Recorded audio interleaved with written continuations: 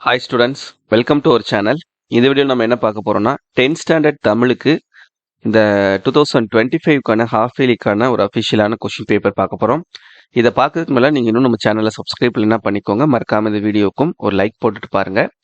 நம்ம வாட்ஸ்அப் சேனலில் ஜாயின் பண்ணிக்கிறீங்க. அப்போ தான் நீங்கள் ஃபியூச்சரில் எந்த ஒரு வீடியோவையும் எந்த ஒரு இன்ஃபர்மேஷனையும் மிஸ் பண்ணாமல் பார்க்க முடியும். ஸோ உங்களுக்கு ஃபுல் போர்ஷன் சரியா 7 இந்த ஹாஃப் இயர்லி எக்ஸாமுக்கு இருக்குது. ஃபர்ஸ்ட் டைம் நீங்கள் இந்த நியூ சிலபஸ் 7 ஒரு எக்ஸாம் எழுத போகிறீங்க. ஆல்ரெடி இருந்த போர்ஷனை கொஞ்சம் கம்மி பண்ணியிருக்காங்க.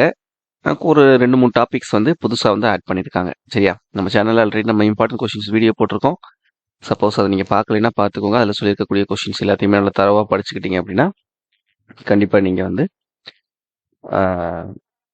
நல்ல மார்க்ஸ் ஸ்கோர் பண்ணலாம். சரியா, ஸோ இப்போ நீங்கள் எழுத போகிற ஸ்டூடெண்ட்ஸ் இந்த கொஷின் பேப்பரை ஒரு ரெஃபரன்ஸாக பார்த்துக்கிறங்க.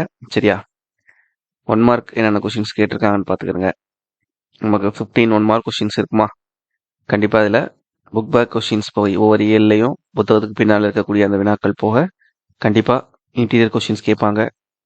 இந்த நூற்குறிப்பு, ஆசிரியர் குறிப்பு இதெல்லாம் நல்லா பார்த்துக்கோங்க. அப்புறம் வந்து ஒரு பாடல் கொடுத்து அதுலேருந்து கேட்கக்கூடிய கேள்விகள் 4 கேள்வி கேட்பாங்க இல்லையா, 12லேருந்து 15 வரைக்கும். ஸோ அது நமக்கு ஏதாவது ஒரு பாடல்லேருந்து கேட்பாங்க. ஸோ அதையும் நல்லா தரவாக பார்த்துக்குங்க. அதுக்கப்புறம் பகுதி 2 பிரிவு 1 2 மார்க் கொஷின்ஸ். இதில் ஒரு திருக்குறளினுடைய மனப்பாட பாடல் கேட்டுருவாங்க. அது கம்பல்சரி கொஷின். சரியா, அந்த கம்பல்சரி கொஷின் வந்து நீங்கள் கண்டிப்பாக திருக்குறள் மனப்பாட பாடல் எல்லாமே படித்தாதான் அதை எழுத முடியும். இதில் பார்த்தீங்கன்னா சொல்வளத்தை உணர்த்த உதவும் நெல் வகைகளின் பெயர்களை குறிப்பிடுக. இப்போ விடைகளுக்கு ஏற்ற வினாக்கள் அமைக்க. குறிப்பு வரைக அவயம். சரையு ஆறு பாயும் இடங்களை பட்டியலிடு. வறுமையில் படிப்பின் மீது நாட்டம் கொண்டவர் மாப்போசி என்பதற்கு சான்றதற்கு எல்லாமே நம்ம கொடுத்த இம்பார்ட்டன்ட் கொஸ்டின்ல தான் வந்திருக்கு. அதுக்கப்புறம் பிரிவு 2 இது வந்து நமக்கு ஃபுல் அண்ட் ஃபுல் மொழிபெயர்ச்சி பகுதியிலேருந்து கேட்கக்கூடியது. மொழிபெயர்ச்சி பகுதிகளும் இலக்கண தேர்ச்சிக்கொள் வினாக்கள் அதுலேருந்து வரும். அப்போ மொழிபெயர்ச்சி பகுதியும் இலக்கண தேர்ச்சிக்கொள் வினாக்களும் நம்ம தரவாக படிச்சுக்கிட்டோம்னா இந்த செக்ஷனில் 5 கொஷின்ஸ் அப்படியே அட்டன் பண்ணிடலாம். 5 10 மார்க் எடுத்துடலாம். அதுக்கப்புறம் 3 மதிப்பெண் வினாக்கள். இதில் அந்த புளியங்கன்ற ஆழமாக நடப்பட்டுள்ளது. இது போல் இளம் பயிர் வகை 3 பெயர்களை தொடர்பில் அமைக்க. இது நம்ம கொடுத்த இம்பார்ட்டன்ட் கொஸ்டின் தான். அதுக்கப்புறம் எவையெல்லாம் அறியேன் என்று கர்ணையன் கூறுகிறார்.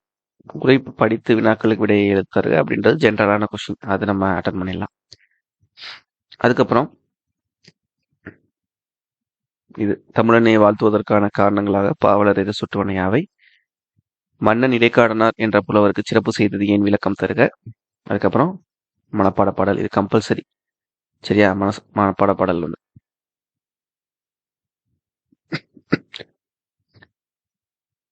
அதுக்கப்புறம் உவமை அணி கேட்பாங்க. இதுல அழகிட்டு வாய்ப்பாடு. சரியா, அதுக்கப்புறம் மொழிபெயர்ச்சி பகுதியிலிருந்து கேட்கக்கூடியது.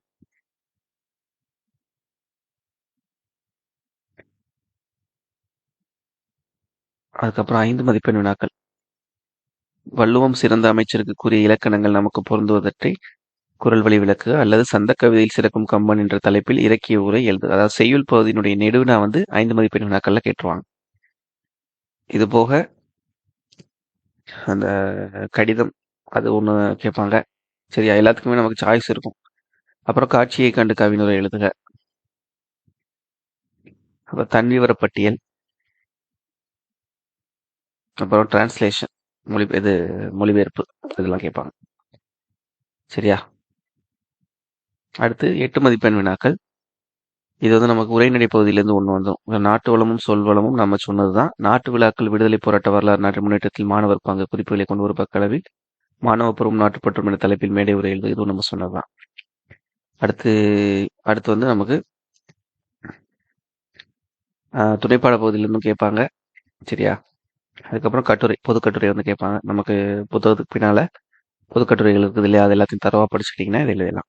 சரியா, தேங்க்யூ.